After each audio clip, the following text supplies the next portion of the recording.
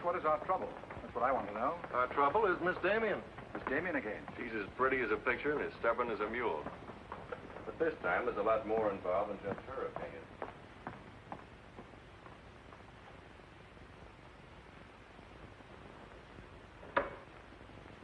Come in, Miss Damien. We were just ripping you up back a little bit. So I gathered. There's nothing personal. It's about Mr. Cortland.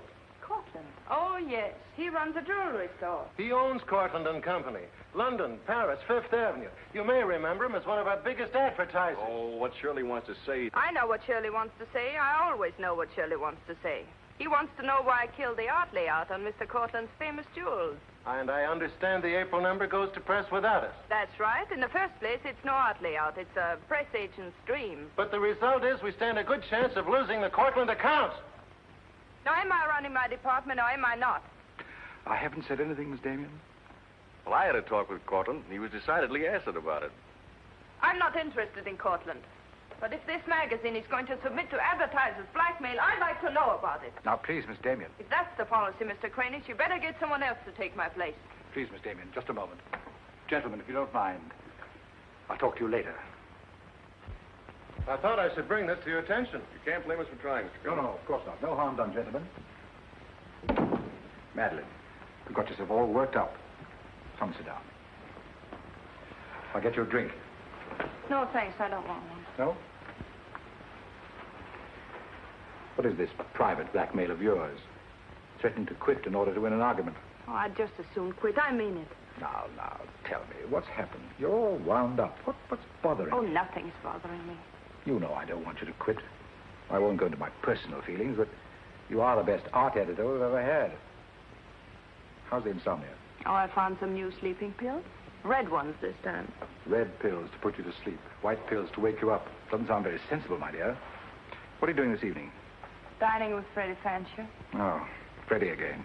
Oh, I couldn't get out of it, Victor. We're using some of his drawings next month. But it'll be the last time, I promise. Madeleine, you're a bundle of lies. A very lovely bundle. Beautifully tied together.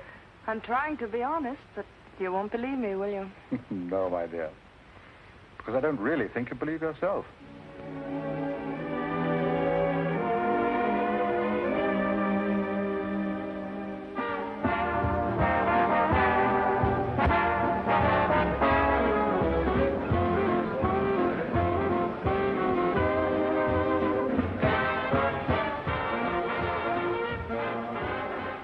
Why do you have to go back to that bore, Freddie Fancher?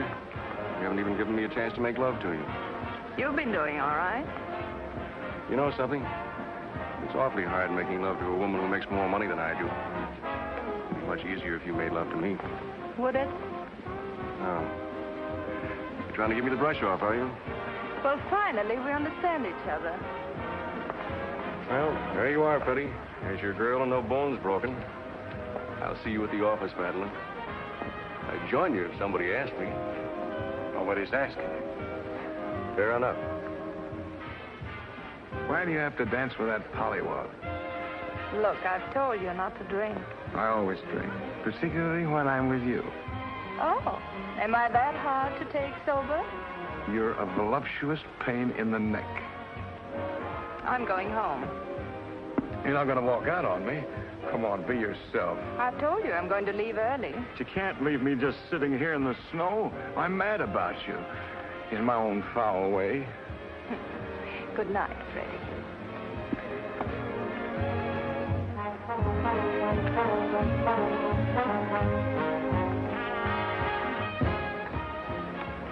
Any chance of getting a cab, Jim? I'll try, Miss Damien. Oh, Miss Damien, here's someone I know you're anxious to meet. Mr. Felix Cortland, one of our most prominent advertisers. How do you do, Miss Damien? How do you do? Mr. Garrett is the soul of tact, don't you think? He's just been telling me all about you. Oh, I hope he wasn't that blunt. Oh, you needn't worry. I always form my own conclusions. Can I give you a lift anywhere? My car's just outside. No, thank you. They're getting me a cab. Oh, I'm very sorry. I'm sorry, Miss Damien. There isn't a cab around. Oh, how long do you think it'll be? That's hard to say.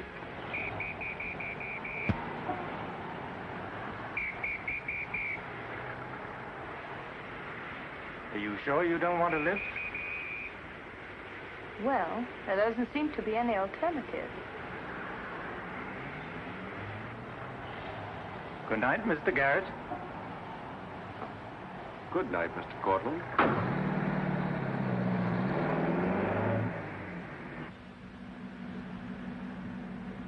I wasn't very polite, was I? Neither was Garrett, for that matter. Oh, he always enjoys uncomfortable situations. You still feel uncomfortable? No. Frankly, I don't. Good, nor do I. You know, you're not at all what I imagined. No. No. The big international jeweler. I happen to inherit a business that runs itself very nicely. As a matter of fact, you don't look like an art editor. More like a work of art. That layout on your jewels is still a wretched piece of copy. I can only admire your good taste. And I'm still not going to print it. I wouldn't try and persuade you for the world. Mr. Cortland, I think you're a very dangerous man. I only wish it were so. The truth is, I'm a very ordinary one.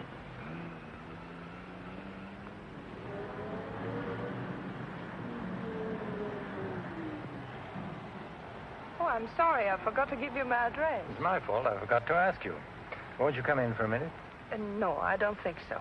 Oh, but you really must see those jewels you've been insulting. They're much handsomer than the photographs. I'll need you in about 15 minutes. But I said I wasn't coming in. Oh, yes, so you did.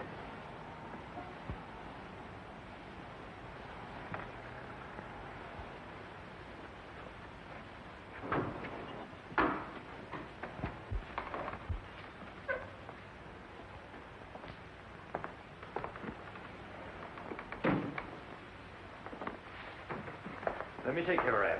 Well, I'm only going to stay a minute, you know. Of course.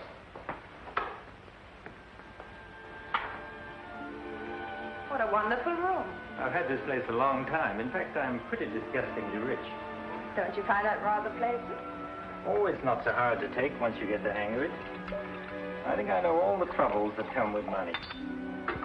And all the pleasures. Well, have you got me all figured out? Only what I see here. Good books, fine pictures. Wonder if you ever look at them.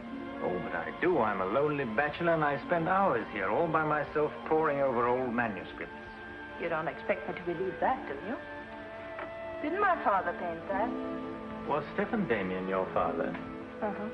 That's very interesting. Is it? I remember when he came here to paint that picture of my mother. Everybody was fascinated by him, especially Mother. Father ended by chasing him out of the house. I'm afraid that's the way it usually ended. My father was very much in love with life. That's a Hungarian custom, isn't it? Mm-hmm. Not exclusively Hungarian. Weren't you going to show me your jewels? Oh, yes, of course. I'd quite forgotten. That's the reason we came in here, wasn't it?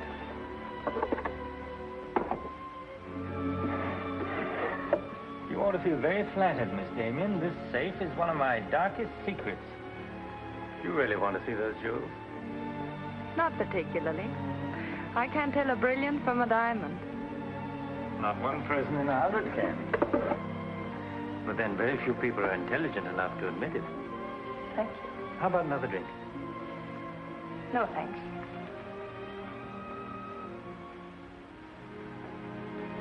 You know, you need relaxing. Lots of relaxing.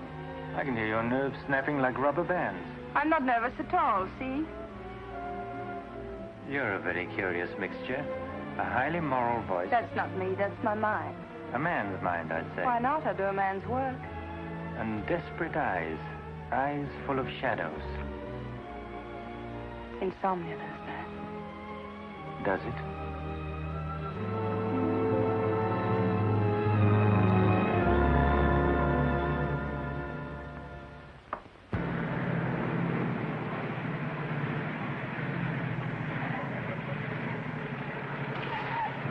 Anything doing? Not a thing.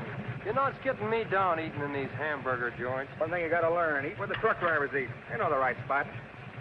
Say, I saw a funny thing up the road just now. Good-looking dame sitting in a car all alone. Yeah, what was she doing? That's just it. She wasn't doing nothing, just sitting there. I got a rule about women. If they ain't breaking the law, let them alone.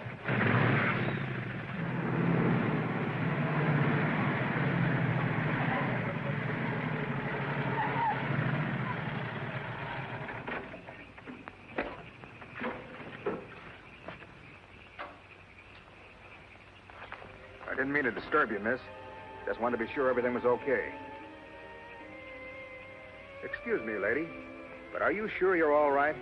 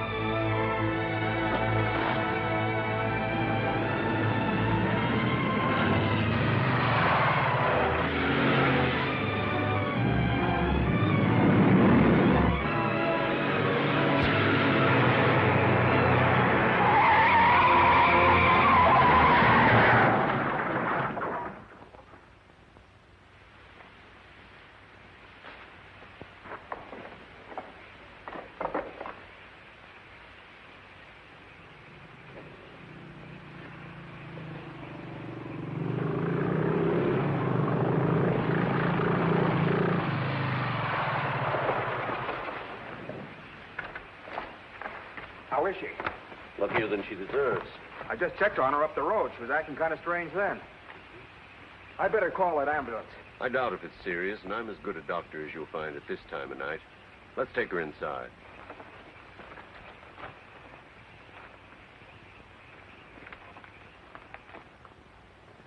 Well, no bones broken. Bruises, that's all. I think you better rest here for the night. I'm a little surprised. You're a beautiful young woman. You've been in an accident. You haven't asked for a mirror. Perhaps that fits with the way you were driving tonight. Perhaps you find the idea of living not very attractive. Is that any of your business, Doctor? As a matter of fact, it is my business. I happen to be a psychiatrist. I don't need a psychiatrist. You won't mind if I disagree with you. Here's a beautiful young woman, apparently well-to-do, apparently in good physical condition, who just doesn't care what happens to her. This is interesting. Not altogether unusual, but interesting. Of course, there are the obvious deductions. It's my life, Doctor, and I prefer to run it myself.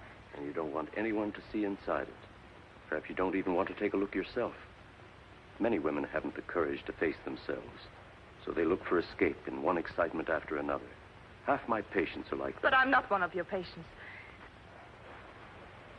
If you tell me how much I owe you, I'll be going back to town now. Very well. I'll drive you to the station.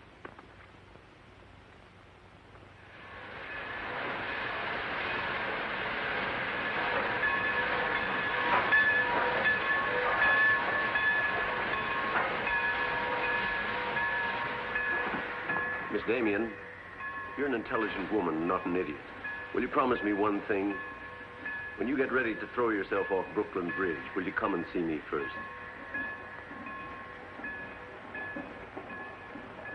Goodbye, Doctor. Dean, Miss Damien, I'll give you her secretary. Miss Damien's office? No, Mr. Cortland, she's not here yet. Shall I have her call you? Yes, Mr. Cortland. Where's Glamour, Puss? She hasn't come in yet. Well, who sent these? Mr. Felix Cortland. Mr. Cortland. That's very interesting. She never misses, does she? Mm-hmm. Jealous. If I'd given it any thought, I could have predicted it. Gladys, I won my bet. She's got a new boyfriend. I guess those dames gotta have new excitement all the time. Yeah, here today, gone tomorrow. Personally, I don't see what she sees in it all. Is that any concern of yours? No, Miss Damien. I didn't hire you to gossip about my private life. No, Miss Damien. Go get your money. You're through.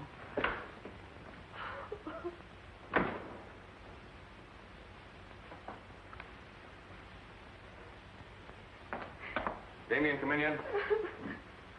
What's the matter, sweetheart? Miss Damien fired me. Fired you? What for? He heard me talking about Mr. Cortland. Cortland, eh? Don't you worry, baby. I'll fix that. I understand you fired June. That's right. What's the idea?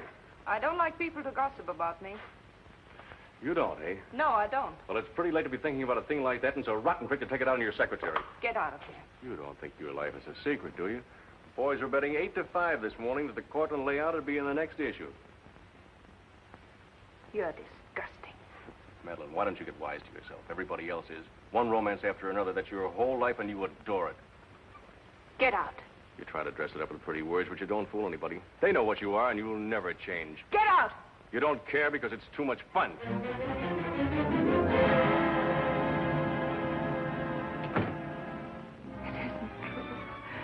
It isn't true. It isn't true.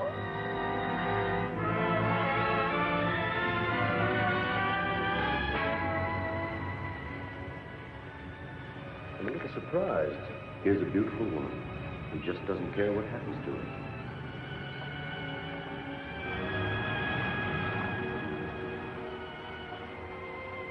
Many women haven't the courage to face themselves, so they look for escape in one excitement after another.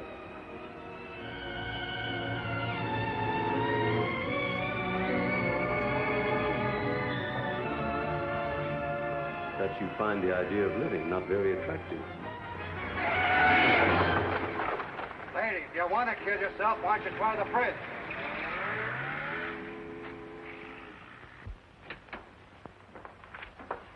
I'm glad I was right. An intelligent woman, not an idiot. Sit down here. That's it. Now, if you feel like talking, just go ahead and talk. You're afraid, aren't you? Well, it's our job to find out why. To explore the shadows and throw light on what we find there. Then you'll be able to see yourself clearly and face yourself honestly. When you can do that, you won't be afraid anymore.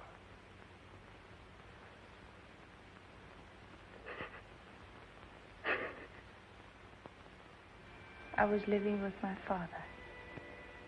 Mother had left him before we came to America. I was 10. And to me, the way he lived seemed romantic and wonderful. He was a successful painter, and women adored him. He went his own way and did what he pleased. Just as you've been trying to do? I suppose so. But why? Did it make him so very happy? Oh, I was certain he was the happiest man in the world. Until he killed himself. And you couldn't understand why he did it. You understand now? I think I do. Did you ever do any painting yourself? I used to. Why'd you give it up? Oh, didn't pay enough. And besides, I didn't want to be like my father. I wanted my own life. And have you been living your own life? Of course I have. The kind of life you really want? I don't know. I don't know. Don't you think you've been hiding from yourself? Did you ever try and discover the person you really were, deep down underneath? I never cared to. I'm not so sure I do now. In that case, I'm afraid I can't help you. But of course, that's entirely up to you. Shall we go on then?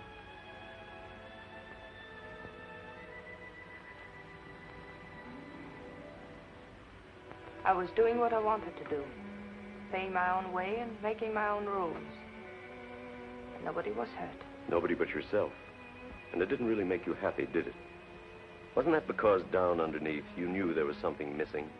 Something important? I suppose so. That would worry you, wouldn't it?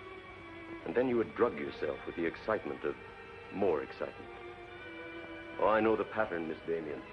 You're suffering from a disease of the times. A neurotic malady as commonplace as chronic alcoholism. Suppose for a moment that you were an alcoholic. They're much the same, you know.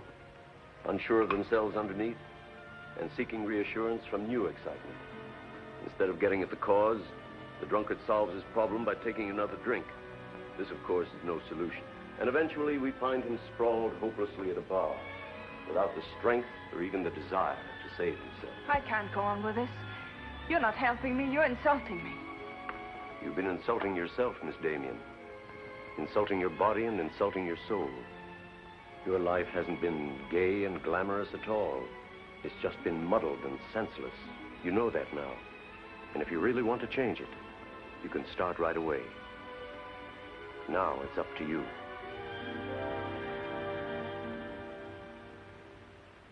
You can have my apartment, Ethel. The rent's paid till the end of the month. Darling, I feel like a vulture wheeling over your head. I'm not in, whoever it is. Miss Damien's office. No, she still hasn't come in, Mr. Cortland. Well, I don't know exactly. Later in the day, Did he hang up? Yes, good. Let me call him back, darling. You may be sorry later. Everything in this file returned without comment. This I would ask to see more of their work, and these you may be able to use. But you haven't given me your new address. I'm not giving it to anyone. Hello, Madeleine. Beautiful, would you mind popping out for a minute? That's just 60 seconds. You better talk fast. Madeline, I'm in a jam. I've got to raise some money. I need about $5,000. What do you expect me to do about it? Well, I thought you might talk to Cortland. I'm sure he'd let you have it if you ask him nicely. You're really quite a rat, aren't you? Look, Madeline, I'm in debt up to here. I only make $100 a week, and you know I can't live on that. $5,000 doesn't mean a thing to Cortland. You better get out of here before I lose my temper. You're forcing me to say things that I don't want to say, but if you're going to act cold and virtuous about it, you'll hear them. Suppose I tell Cranish. Tell him what? About Cortland. You know, you've got a very nice job here, but you won't have it very long if I tell Cranish. I don't want to tell him, but... What's so funny? As a blackmailer, you are pitiful. Go on, tell him. Tell him what a rat I am, and you are, and he is. Go on, use my phone if you want, and my desk, and my office. I'm through with all of them.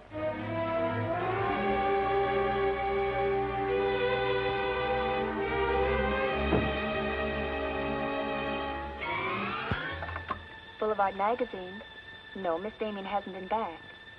Just a moment, please. I'm sorry, she doesn't work here anymore. You might try at her home. Waldorf Apartments. Waldorf Apartments? Miss Damien? Oh, no, she gave up her apartment. Why don't you try the post office? Dahlgren? Dalton? Damien. Care of Richard Caleb, 137 West 50th Street.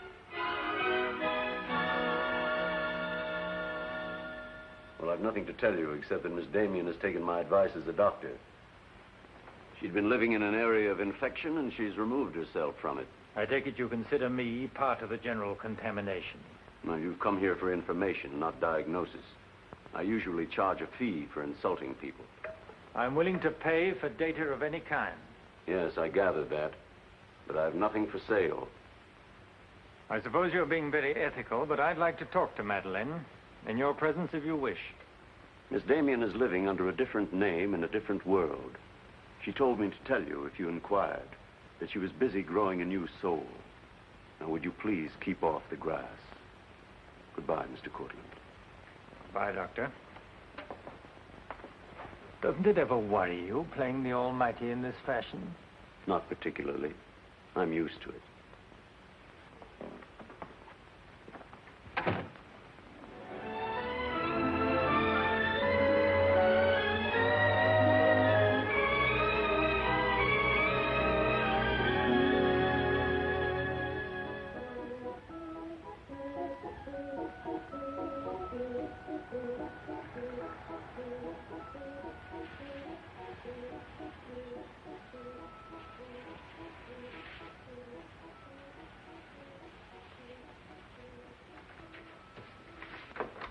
How's it look? It's better than torn wallpaper. So you think I've talent, then? You'll do better after you get the hang of it. I only hope the new tenant will like it. Well, he seems awful particular. He's a floor walker at Macy's. Oh, well, you can always give it back to me. You'll never sell it, you know. Take my advice and try something more cheerful. You know, like flowers and butterflies. I'll do that. Thank you, Mrs. Geiger.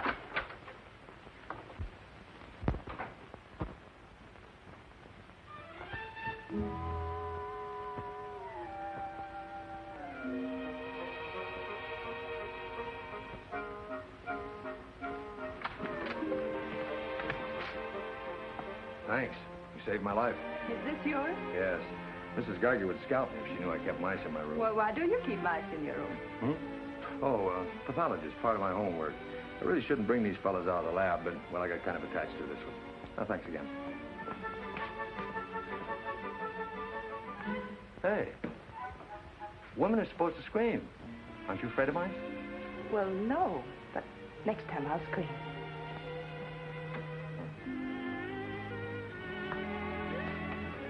Good afternoon, Miss Green. Hello, how's the work going? Oh, all right, I will. You got it.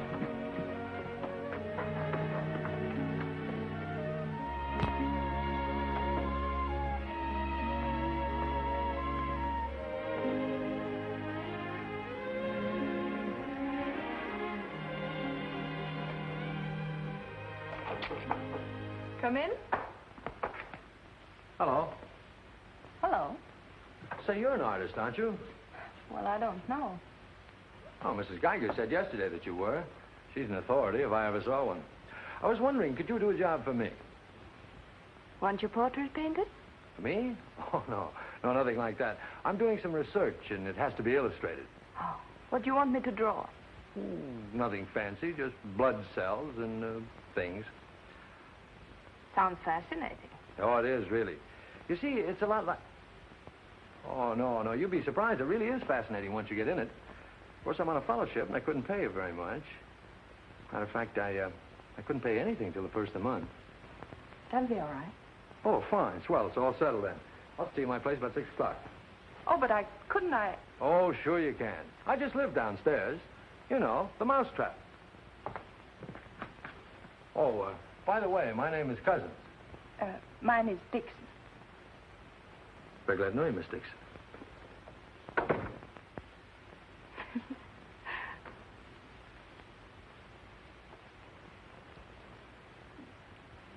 Just what am I drawing? Am I allowed to find out? Sure. Effect of anti-reticular serum on cell tissue. That's all I wanted to know. Oh, say, that's quite good. I'll take it to the lab with me in the morning. Just about ready for the next one. Do you realize it's 12 o'clock? Oh? I haven't had my dinner yet, and you haven't either. Oh, gosh, I'm sorry, but well, I got so wound up on this. So did I, but now I'm hungry. Well, tell you what let's do. We'll go out and eat. That's a brilliant idea. I'll get your coat. Do you do this all the time? Only since I got out of the Army. I was lucky to get this job of research. Now I've got to get it finished. Then what? Oh, then I go back to Oregon and become the usual respectable small-town doctor. No mice? No. No mice. Head colds and belly aches. $5 a visit. Maybe you'll like it. You'll get some rest. Oh, I'll get plenty of rest, all right, but I don't think I'll like it. You folks going out this time of night? That's right. We're meeting a few friends at the Busy Bee cafeteria. If we don't want to miss the floor show, we'll have to hurry. See that he eats. He hasn't got any more sense than a goose. I'll feed him with a spoon. Got onto it first up in a little town in Germany while I was still in the Army. I met a couple of Russian medical officers who were working on anti-reticular, and well, they were pretty steamed up about it. Pie, sir? No, thanks. We got together the first night over a bottle of vodka. I remember the town was still burning. Well, maybe it was the vodka, but anyhow, we got to talking about anti-reticular, and, well, I guess I got pretty excited. You mean you speak Russian? Over a bottle of vodka, anybody speaks Russian. Care for some coffee? No, thanks, I've milk. Oh, one, please. At any rate, I promised myself that night that just as soon as the war was over, I was going to do a job of this. You haven't stopped to eat ever since. That's an error I'm just about to rectify. $1 even. There you are. Thank you. Thank you. You, sure you've got everything you want? Oh, yes, thanks. You know, I don't think you're much of a doctor. Do you call this a sensible diet? Pancakes and pickles? Well, scientifically, there's two kinds of diets. The kind that doctors prescribe and the stuff they eat themselves. Oh, but you're always in such a rush. You can't make scientific discoveries that way. Sure you can. Take Benny. He saw some flies nibbling at a piece of pancreas. Figured out that there must be sugar in it, and in 1 minute he had the idea for insulin. You know, you're a very lovely girl. You're not being very scientific, Doctor. Oh, but I am. It's the very heart of science. It's the truth. talk about insulin. Insulin.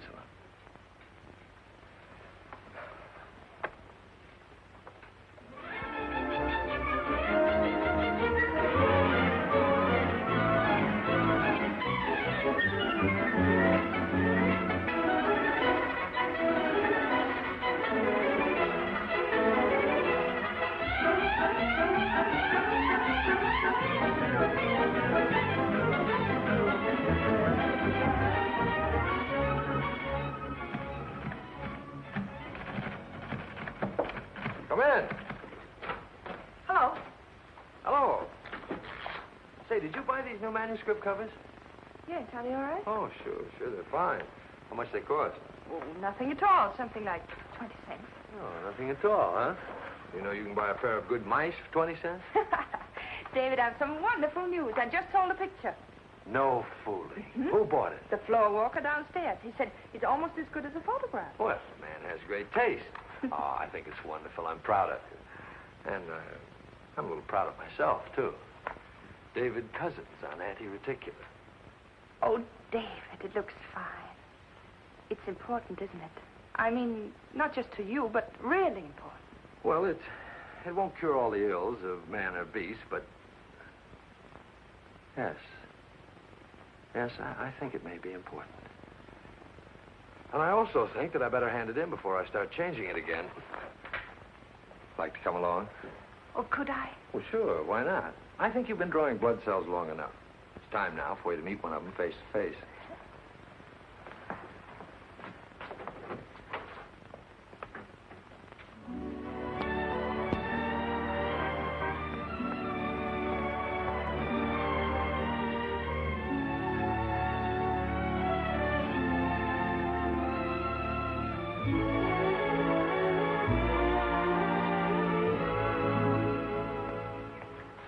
I hope your text is as good as your illustrations. I hope so, too, sir.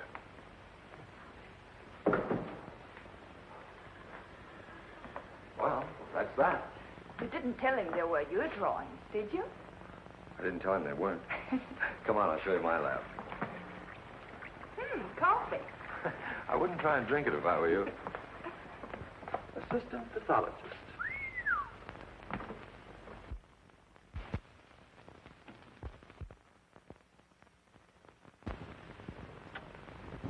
Well, this is me. How do you like it? Oh, I think it's wonderful. But how do you find anything in this place? Been here for 6 months and I haven't lost anything yet. Doesn't matter anyway. If the boss okays my research, I'll be out of here in a week. Back to Oregon? Yes, back to Oregon. All that way just to make a living. Is it as bad as all that? Oh, what's the use in kidding, Madeleine? I'm so much in love with you, I can't see straight. I haven't done any work in here for days. I just sit around waiting until I can see you. I know. Because that's just what I do. Wait to see you. Darling. Oh, darling, I never felt like this about anyone before. Tell me, when did you first know? Oh, when I first saw you, I think. Yeah, me too.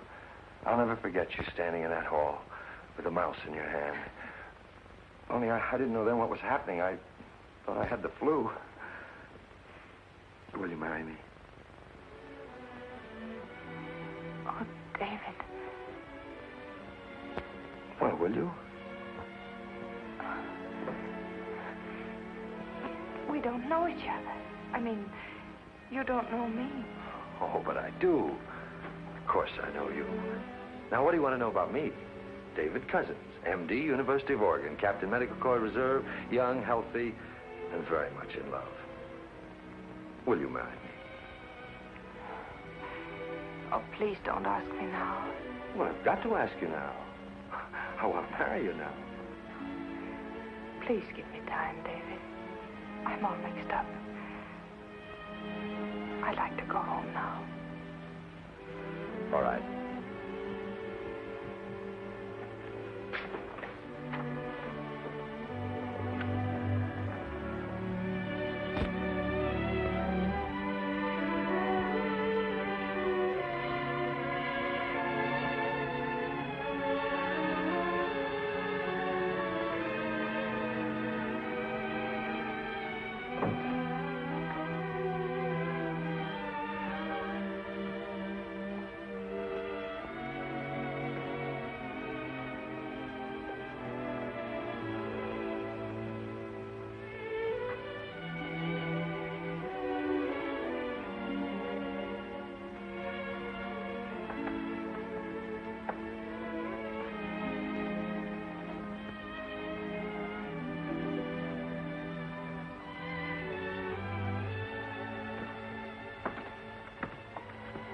Madeleine. You haven't answered a rather important question I asked you. I can't say no, because I wouldn't mean it. Darling.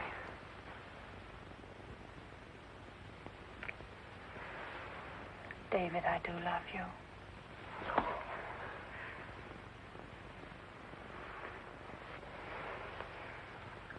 Good night, darling. Good night.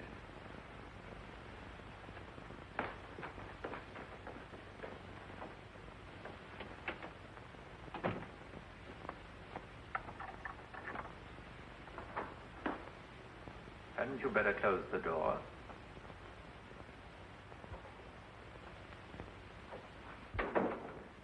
A gentleman I hired provided me with your new address and the proper keys. Suppose someone had seen you. You wouldn't have cared, would you? I didn't think it mattered. You see, I expected to find you wretched and lonely, grappling with your complexes.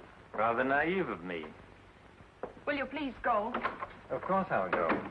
But before I do, wouldn't you like to tell me about him? Why? I'm in love. Now, laugh if you want. I don't feel like laughing. I've always wondered if it were possible for people like you and me. And you think you've really got it? Love eternal, the fireside, the slippers, the whole thing? Yes, the whole thing. I'm very glad for you. And I think I'm a little sad for myself. You haven't told him, have you? Told him what? Well, about me, for instance. Why should I tell him? You're absolutely right. You shouldn't. Men prefer to keep their illusions, don't they? Please go. If you ever need me, you'll let me know, won't you? And don't call the past too many names.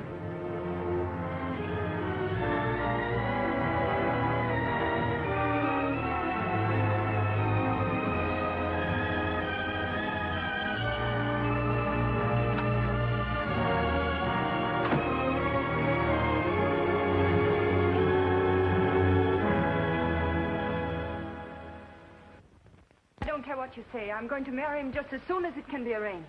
You want to run away from your problem? I'm not running away. You are, you know. You're looking for security from someone else instead of building it within yourself. But I love him. I can't talk to you if you don't believe me. Falling in love doesn't cure everything overnight. What do you mean? Let's be honest. There's a side of you that hasn't fully changed. Isn't that true? That is true, isn't it?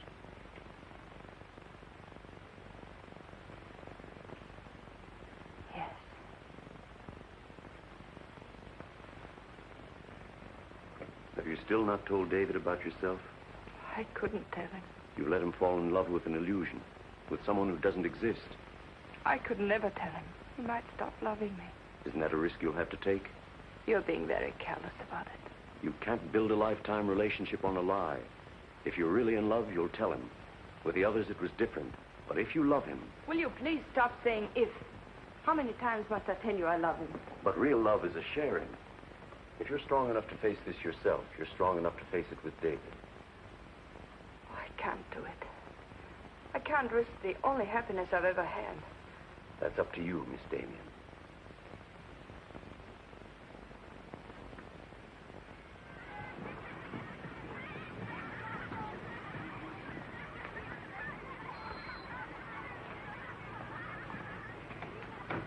Hi. Hello, darling. You're home early, aren't you? Well, I didn't get fired, if that's what you mean. Dr. Lutz read my paper. Really? What did he say? Well, he liked it. Oh, David, that's wonderful. The only trouble is he thinks it's so important he wants me to go to Chicago and read it before the convention. Oh, David, no. Well, that's not my idea. I don't want to go. Well, when will you have to leave? Tonight. Got to catch the 8 o'clock plane. And when will you come back? Oh, I don't know. A few days. But I tell you what. As soon as I get back, let's get married. You can get a license in 3 days, and it only takes 15 minutes to get married. You still want to marry me, don't you? Oh, more than anything in the world.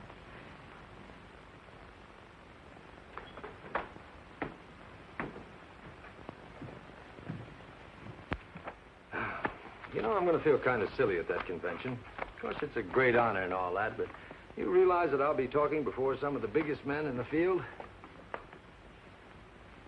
What's the matter, darling? Nothing. I was just thinking how I'd feel if you didn't love me. Oh, don't be silly. Not a chance. David, could you ever stop loving me? Well, that's really a gruesome thought. Of course not. Even if there was a reason?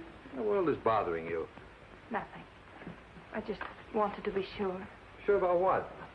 That you loved me and not an illusion you built up about me. Scientists can't believe in illusions. I believe in you. You're the best thing that's ever happened to me. 4 shirts. I wonder if that'll be enough. Come to think of it, it'll have to be. That's all I've got. Socks? Well, that just about does it. Madeleine, was there something special on your mind? Something that you wanted to tell me? Just that I love you, that's all.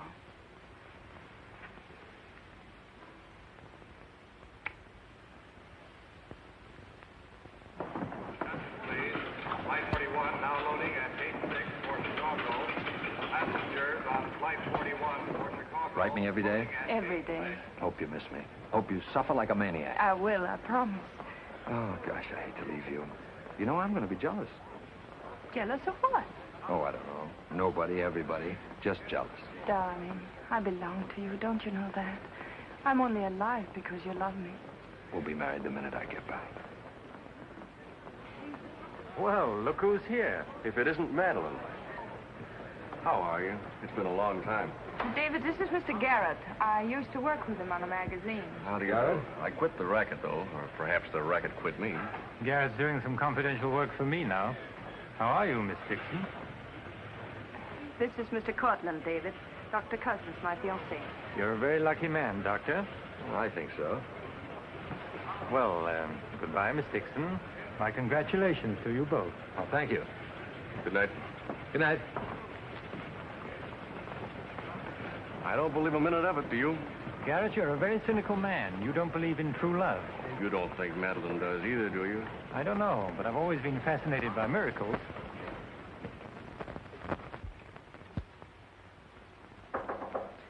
Come in. Telegram for you, Miss Dixon. I thought I'd bring it up myself. I thought it might be important. Bad news? He won't be back till Friday. That's men for you. You never can count on them. Oh, I forgot. A doctor somebody called you, said you were to call Miss Ethel Royce. She's been trying to get in touch with you. Friend of yours? Yes. I suppose you got your own reasons, but you ought to get out and see your friends instead of sitting in this room all day and all night. Thanks, Mrs. Geiger. None of my business, mind you.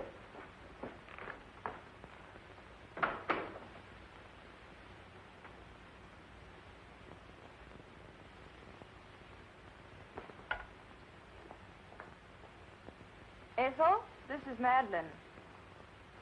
Madeleine. Darling, but this is really a voice from the dead. I pestered that doctor of yours for hours. I just have to talk to you. Well, what about? Well, you remember that art supplement, the one you started? Well, I do need your help, dear. I'm in an awful mess. Sorry, dear. I'll never come into that office again as long as I live. Oh, but I wouldn't ask you to do that. Just meet me somewhere. It'll only take an hour, I promise. Well, if it's just the two of us. All right. I'll be there at 5. Oh, so relieved. We were really desperate. Wonderful. I'm just dying to see you. Bye, dear. She'll do it. Good. Wonderful thing, professional pride. It never dies. How'd you sound? Awful. What do you expect? Too bad. Victor, I don't want you to be there. Wouldn't think of spoiling your reunion, my dear. I don't trust Madeleine, doctor or no doctor. Nor you either, my sweet.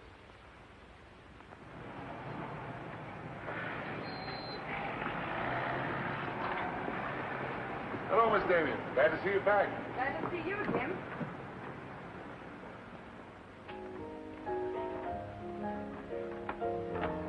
Hello, Luigi. Is Miss Royce here? She just came in, Miss Damien.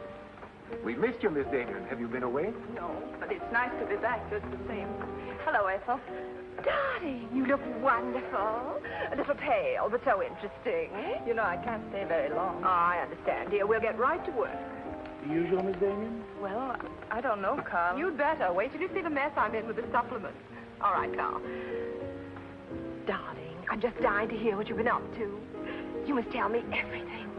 But there's nothing to tell. Come on, let's go to work.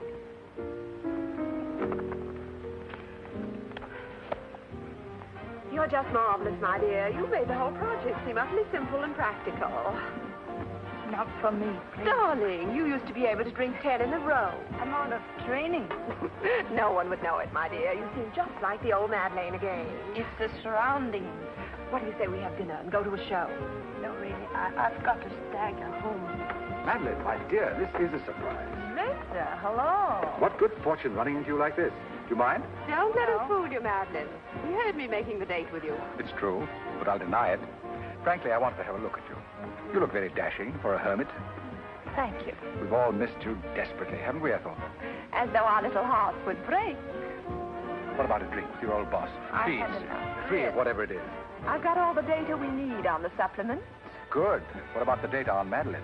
No data. Now, if you'll excuse me, I You really can't have... go now. Look who you'll run into. He's seen you. Mr. Garrett no longer graces our staff. Oh, what happened? It got to be utterly gritty. Say nothing of a slight discrepancy in his accounts. Mr. Garrett believes that the world owes him a gay life, no matter who pays for it. Well, hello, stranger. How are you? Wonderful. Nobody here seems particularly glad to see me. Should we be? Oh, well, it's been nice knowing you. There goes one reason for my ivory tower. What? Darling, I'm constantly running into men who adore you. Slews of them. Hated them all. I know what you're thinking. I had an odd way of expressing my distaste. Not odd, darling. Shall we say just, moody? Well, here's to memory.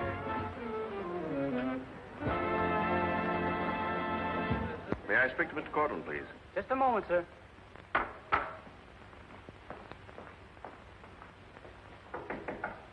Just a minute.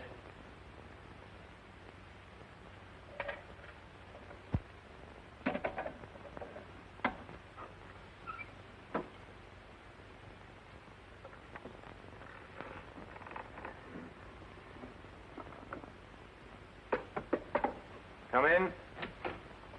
Mr. Garrett on the phone, sir. All right. Hello, Garrett. I have some interesting news. Do you know who's here? Madeleine.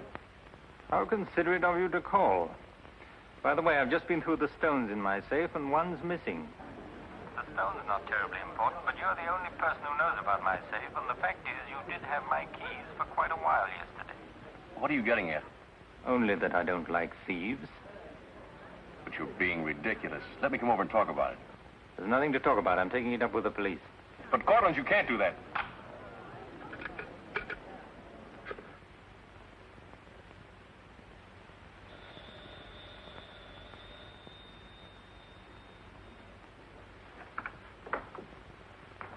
Mr. Garrett again, sir. Tell him I've gone out. I'm sorry, Mr. Cortland has just left.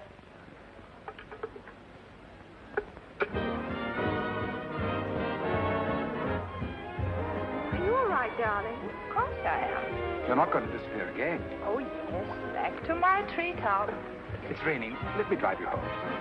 Oh, no. Ethel wouldn't approve. Good luck, my dear, in your treetop. Bye, darling. Well? Let's face it, she's a changed woman.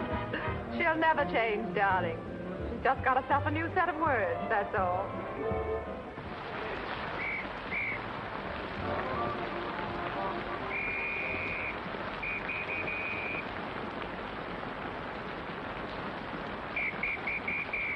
Madeleine. Hop in. No, thanks. I'm waiting for a cab. Don't be silly. There are no cabs. You'll get drenched. Please. I'll drop you off. I'm going home alone. Come on, in you get.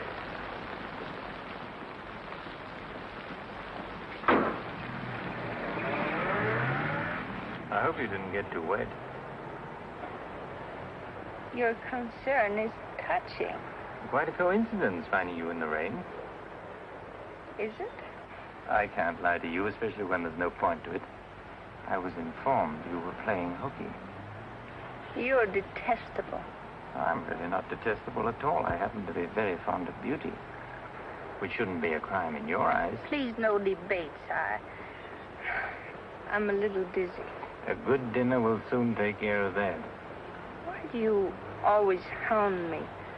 You know I despise you and everything you stand for. There's always a chance I may be able to improve your opinion and your manners. I'm sleepy. You know you're very lovely. Please don't bother. I'm not listening.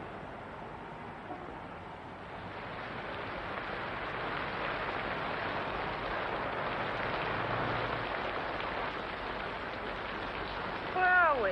Don't you remember you visited here once upon a time? You're foul. You said you were taking me home. You forgot to mention the subject. A significant omission, as your friend Freud would say. Come on, I'm getting soaked. Just launch you. I'm going home. Right after dinner. Think how wonderful you'll feel when you slap my face.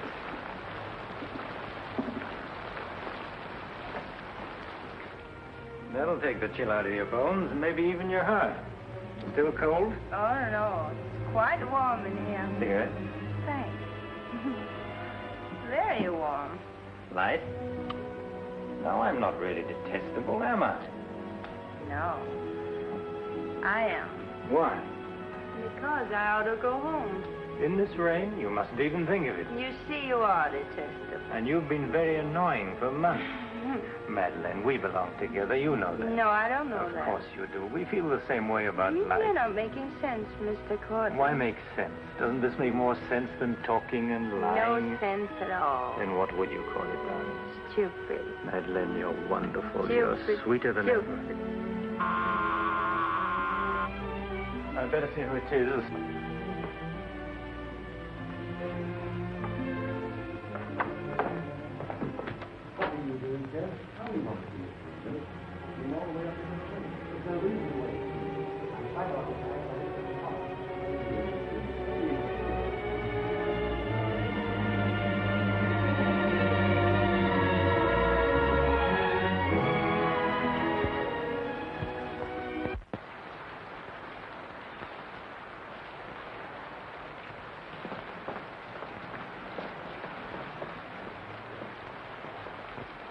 But I tell you, I'm going to raise the money. I'll pay you, honestly. I don't like dealing with thieves. That's a job for the police. You swear out a warrant, you'll never get a dime. Look, I didn't sell it. I just had to have some money temporarily. Here's the pawn ticket. I'm not interested in pawn tickets. Good night, But, Gordon, you've got to give me a chance. I said good night.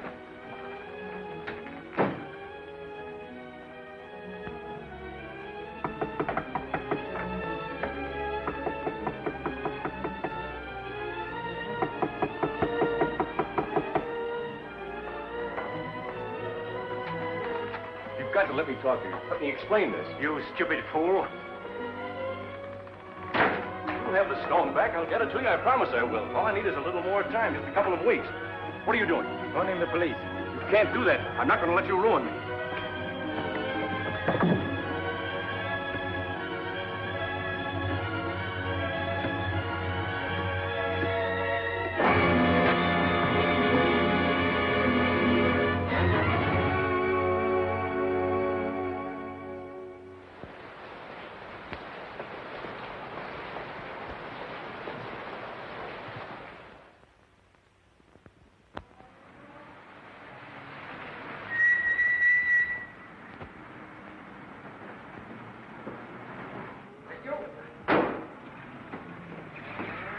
You're looking very lovely this morning, Mrs. Geiger. You wasn't expected back until Friday. That's what I like. A cheery welcome home.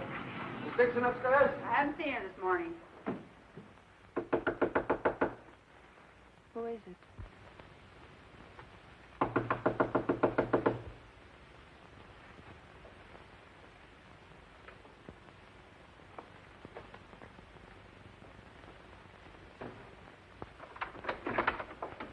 Hi. Darling. Oh, I couldn't wait till Friday. I just said my little piece and ran out on them. Oh, I needed you so badly. I feel lost without you. Don't ever leave me again. Oh, that you can depend on. Say, I've got big news. I'm a success. Oh, tell me all about it. I wonder what's the matter with you. You don't look very good. Come on, I think you better get back in bed. Now then, first, I don't have to go back to Bellyaches in Oregon. You're not marrying a small-town country doctor, young lady. You're marrying a promising young research scientist. At least that's what Dr. Broder says, and he ought to know. He's got a long white beard. Oh, darling, I'm so proud of you. I think I'll take your temperature. Gee, I wish you could have been there. When I finished reading my paper, they all got together and offered me my own laboratory in California. I still can't believe it. There it is, right in the paper. You'll find it on the bottom of page 10.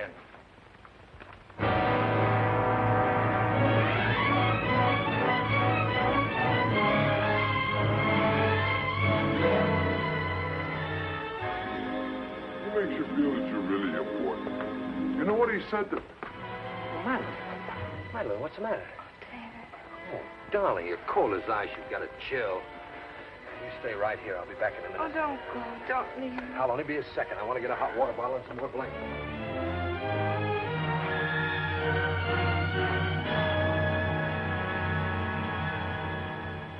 Miss Madeleine Dixon at home? I don't know. Friends of hers? We're from police headquarters. Where's the room? Upstairs. What do you want to see Miss Dixon about? We'll tell her. Well, perhaps you'd better tell me first. Miss Dixon isn't well. Who are you? He's a doctor. He lives here. If it isn't important, I suggest you come back tomorrow. It's important. Could you get some extra blankets and a hot water bottle, please? You a friend of Miss Dixon's? Yes, why? Just asking. Well, what is it, an accident or something? I wouldn't call it an accident. I wish you'd cut out this mystery and tell me what it's all about. Okay, Doc, take it easy. Madeline, these men are from the police. They want to We'll take over from here, Doc. I'm Sergeant Patelli. This is Sergeant Beitler. You're a friend of Felix Cortland's, weren't you? Matter of fact, you were with him last night. No, I wasn't. Did you see Mr. Cortland any time yesterday? No, I didn't. Now, look, Miss Damien, we wouldn't be here asking questions unless we already knew most of the answers. Oh, wait a minute. Her name's not Damien. I think you've got the wrong party. I think maybe you've got the wrong party, Doc. Her name happens to be Damien. This happens to be a case of murder. Take a look at that newspaper. I want to know what's going on in here. This is my house, and I've got to know. Sorry, madam. We'll talk to you later. As long as I've been here, there's never been police Take in her this and see house. what you can find out. lady. Come on. Now, Miss Damien, tell us what happened last night. What time did you leave Cortland's house? Oh, Dave. You and this guy, Cortland, were pretty sweet on each other, isn't that right? Oh, but it isn't. It isn't true. Now, according to the chauffeur, you got to Cortland's house at 6:45. What time did you leave? Oh, but I didn't go into the house. I met him by accident. David, don't look at me like that. How long have you known Miss Damien, Doc? Not very long, only a few months. Know that she was mixed up with this guy, Cortland? Oh, it's a lie. David, it's a lie. Okay, so you didn't go into the house with Cortland? No, I didn't. He wanted me to come to the house, but I wouldn't do it. Oh, I didn't go into the house. I didn't, I tell you. Who you telling, me or the doc here? Did you get anything? She came in about 9. In a cab? No, she was walking in the rain. Landlady said she looked kind of wild-eyed. What about Cortland? He was here, all right. He visited her a couple of weeks ago. Get the date? Yeah, April 10th, around midnight. Anything else? The landlady thought that Cortland had a key to this place. She was kind of vague as to how he got it. I didn't give him a key. David, you can't believe that. I've got his key ring here. This one fits. He had a key, all right. But I didn't give it to him. Where are you going? Oh, David, don't leave me. I didn't kill him, I swear. I didn't kill him. Who cares whether you killed him or not?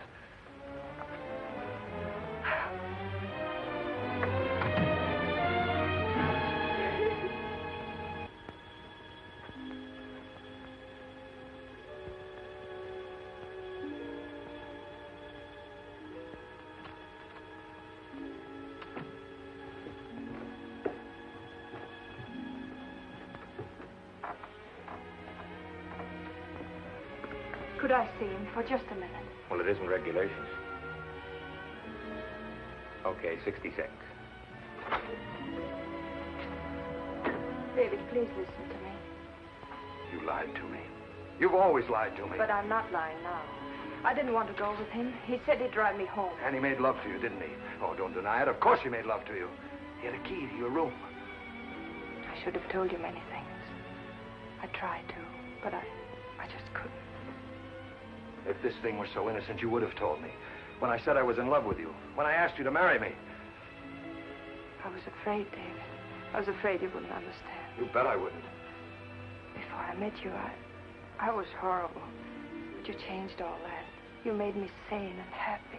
Why keep on lying? You tried that upstairs and it didn't work. Look, I was in love with you. All right, I made a mistake. I thought you were something wonderful and you turned out to be something else. So let's just forget about it. The only thing that you can do for me is let me alone. I love you, David. I'll always love you.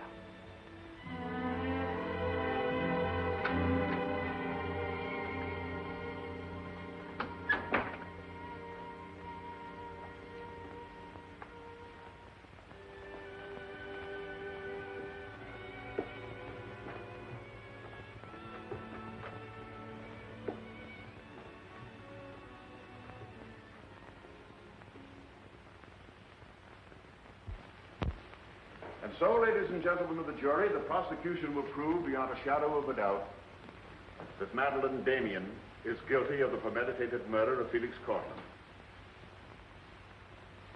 We will prove that she was in his apartment the night he was murdered. We will prove that her fingerprints are on the table lighter with which he was murdered. And we will prove further that she had a motive for the murder. For after all, this is a very simple story. To one man, Dr. Cousins, she was a pure and noble woman. To the other, Felix Cortland, an irresponsible light of love. Too self-indulgent to be faithful to the man she wanted to marry. Too weak and lacking in character to break with Cortland. Her twisted soul was bent on a heartless deceit. To make one man believe what all others knew to be a lie. And when Cortland threatened to expose her, she went to his apartment to plead with him in the only way she knew.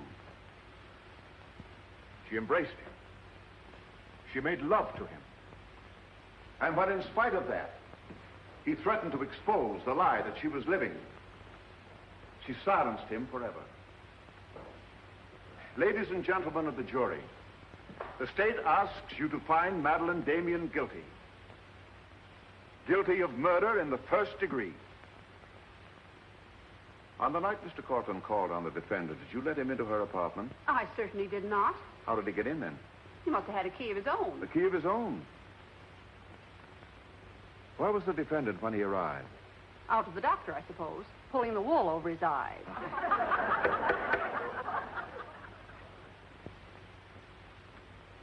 Thank you, Mrs. Geiger. Your witness, Mr. Mitchell. You've got to let me cross-examine her. No questions. Miss Damien, I can't defend you properly if you won't let me. We've got to put up a fight. Fight? What for?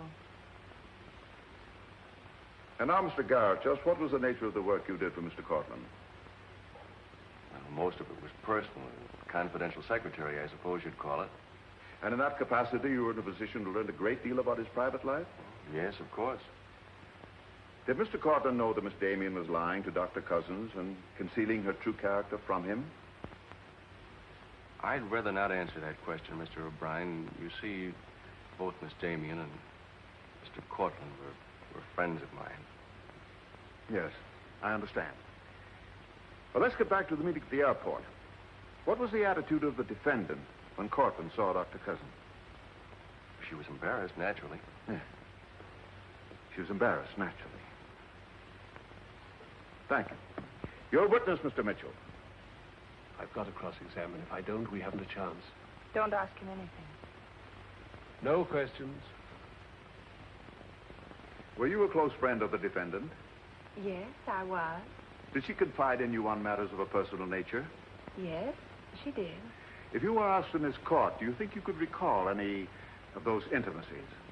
I could recall some of them in lurid detail. Your Honor, I object. Objection sustained. Well, let me ask you this, Miss Royce. Would you say in general that men found Miss Damien attractive? Definitely. And would you say that Miss Damien found men attractive to her? I'm afraid I most certainly would. You would? What were the relations between Miss Damien and her former employer, Mr. Cranish? They were friendly. In your opinion, was there anything more than friendly? I object, Your Honor. The question calls for the conclusion of the witness and is prejudicial. Objection sustained. Dr. Cousins, I'm Dr. Caleb. Miss Damien's a patient of mine. I don't happen to think she's guilty of murder, do you? No, I don't. She may be guilty of other things, but in there she's being tried for murder, and she won't even defend herself. She's got a pretty good lawyer, hasn't she? She needs your help, Doctor. In her own mind, she's not on trial for murder. She's on trial for those other things. And it's not the judge who's trying that case, it's you. I don't want to be rude, Doctor, but I don't think you know what you're talking about. I'm sorry to disagree. You see, I've been treating Miss Damien for some time. I happen to be her psychiatrist. Dr. Caleb. I'm sorry to have bothered you, Doctor.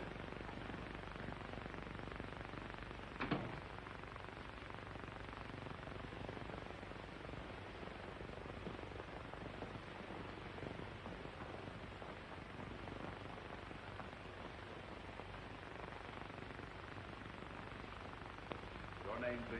Richard Caleb. You're a psychiatrist? I am. Miss Damien came to you as a patient? Yes? Did she come of her own free will?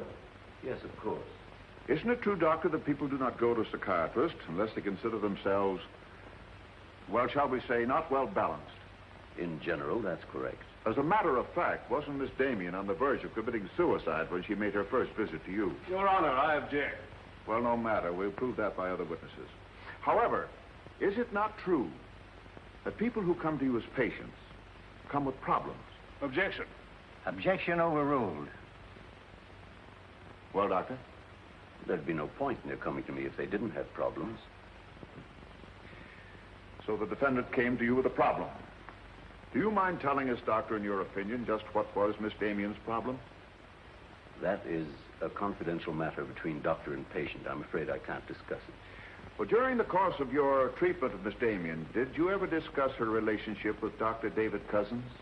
Yes, we did. Well, bearing in mind the fact that she's engaged to be married to Dr. Cousins, do you think she was as frank with him as she should have been? As a matter of fact, I urged her to tell him everything. And did she? Not to my knowledge. Well, why not, Doctor?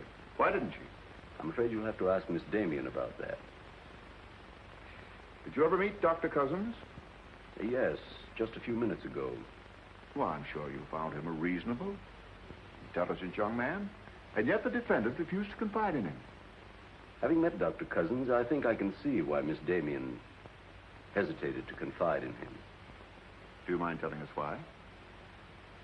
It's my impression that Dr. Cousins hasn't the capacity, either emotionally or intellectually, to understand a problem like Miss Damien's.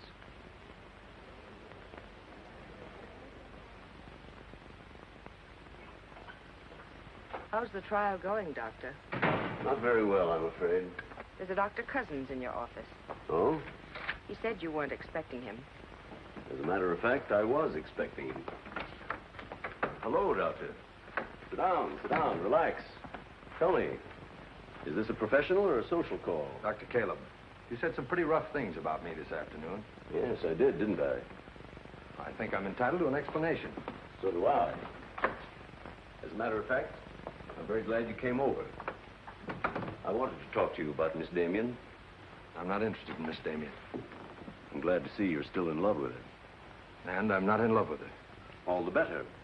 Then we can approach the subject of Miss Damien as one scientist to another. You see, I'm interested in Miss Damien because she's a patient of mine. I believe I was well on the way to solving her problem. It would be most distressing to me if she were to die now for a crime she didn't commit. It would be as though you had lost one of your white mice, one that you had just inoculated. What's all this got to do with me? Only this, that when you testify tomorrow, you'll be asked to tell the truth. The whole truth. The whole truth about a human soul is a complicated proposition. Now, I'm not going to tell you anything about Miss Damien that you haven't already heard. But isn't it possible that you've picked up a few stray facts and added them up to a conclusion that's entirely wrong?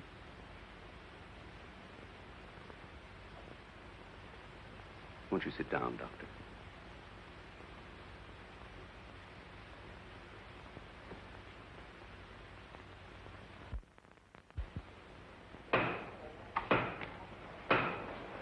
Hear ye, hear ye, hear ye. The court is now in session. Call your next witness, Mr. O'Brien. Dr. Cousins, please. This will be their last witness. You've got to let me put you on the stand. I tell you quite frankly, Miss Damien, if you won't testify, you haven't got a chance. Raise your right hand. You solemnly swear to tell the truth and the whole truth, nothing but the truth, so help you God? I do. Please be seated. Your name, please. David Cousins. Under what name did you know the defendant? Madeleine Dixon. Did she ever tell you her true name? No, sir. Did she ever lie to you about her identity? Yes, sir. How long did she continue to lie to you? Till the morning the police came. Did she ever tell you about her relations with Cortland? No, she didn't. You proposed marriage to the defendant, and she accepted you. Yes, sir. And still she didn't tell you about Cortland? No, sir. When did you first know of the true relationship between them? Same morning, the morning the police came. Oh, I see. Then from the moment you met her until the day she was taken into custody, you didn't know the truth about her character. I object, Your Honor. Mr. O'Brien, haven't you covered your point? Well, Your Honor, I'm merely trying to clarify for the jury the true nature of the defendant's motive. Proceed. Back. One more question, Dr. Cousins. If you had known the truth, would it have affected your love for the defendant? Your Honor, I must protest. Let him answer. Objection withdrawn. And now, Dr. Cousins, if you had known the truth, would it have affected your love for the defendant?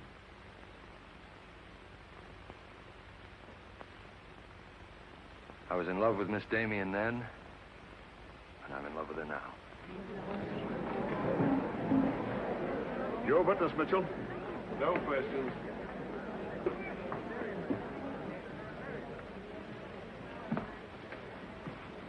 Did you really mean it? Yes, I really meant it. I can't believe it. Now will you let me put you on the stand?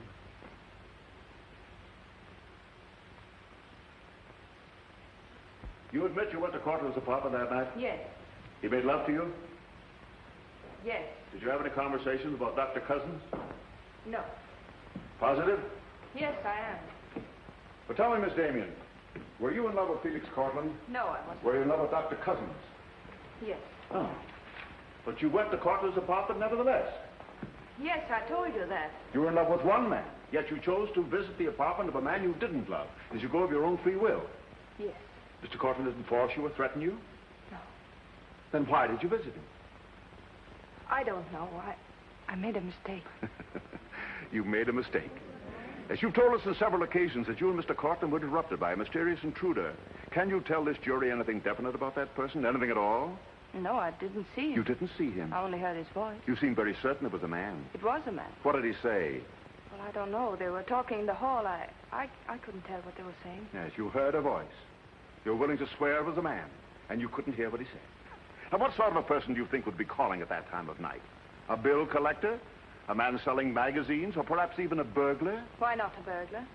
Mr. Cortland was a very wealthy man. He must have been a very timid burglar because nothing was stolen. Of course, you realize that Mr. Cortland kept his jewels in a vault at the store? Not all of them. He kept some at home in his safe. Safe? What safe? The one in his living room? You didn't by any chance see that safe, did you, Miss Damien? Yes, I did. The court, please. This is the first we've heard about a safe. I asked for a recess to examine the apartment. Well, Your Honor, we've been all over the apartment. But if there is a safe, and if it has been robbed... Gentlemen, court is adjourned until tomorrow morning. I suggest the district attorney, the attorney for the defendant, examine the apartment together.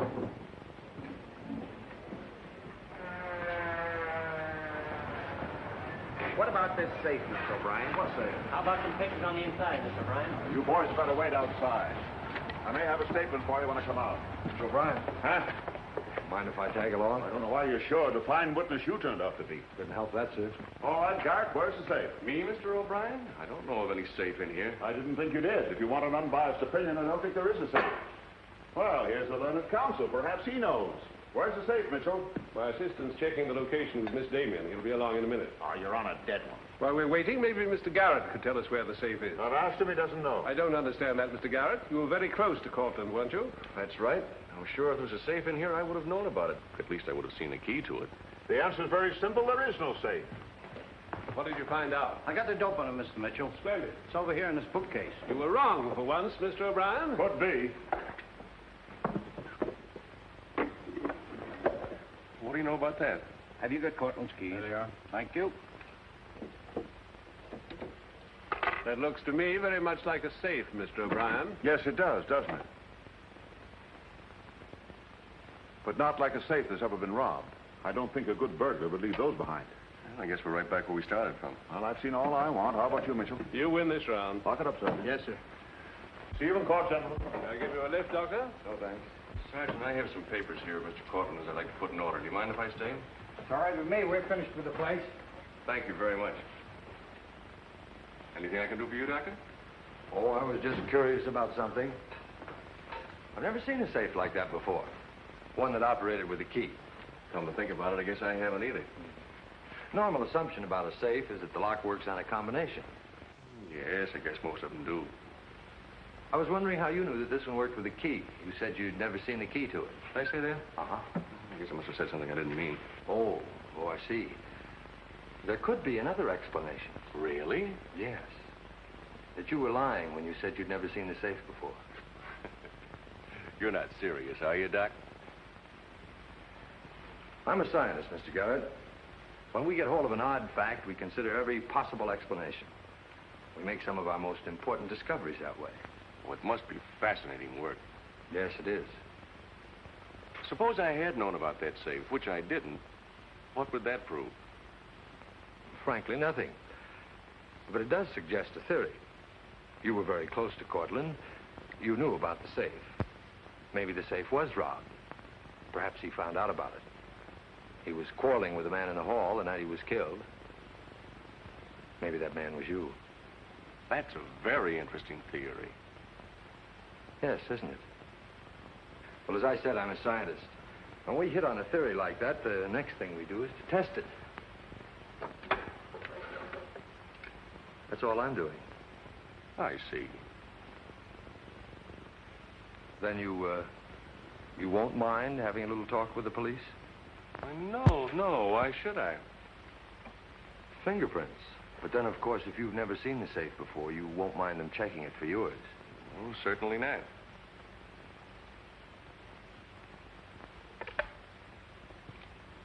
The number is Spring 73100.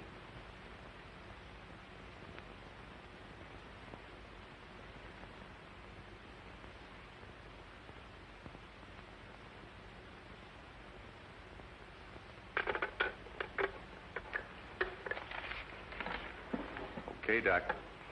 No hard feelings. Don't you think this sort of thing is rather out of your line, though? I guess maybe you're right. Bye, Doctor. Goodbye.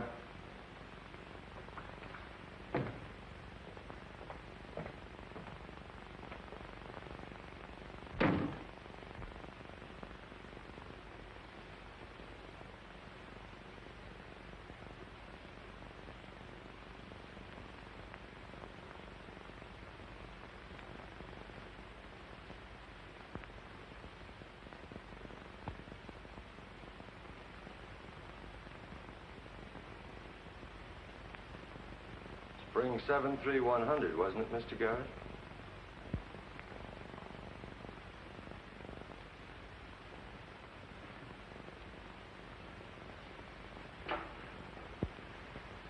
I guess maybe I underestimated you, Doctor.